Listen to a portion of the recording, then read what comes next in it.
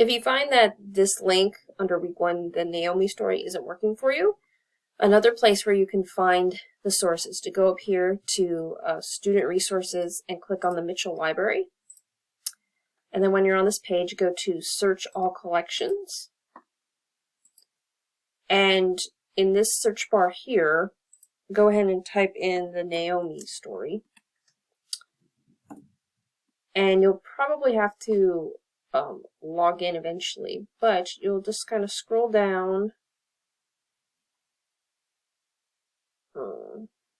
Let's log in first, because I know it's there. I just did it.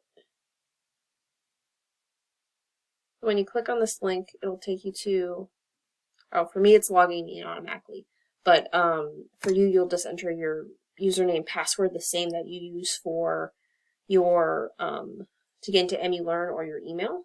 So here we see right here this book, the Naomi story, the Book of Ruth. If you go down to Access Now, just go to the full text finder and it'll take you straight to the book. And then to be able to view it, you can download it and click Read Online, and this will allow you to look at the book and be able to complete the exercise.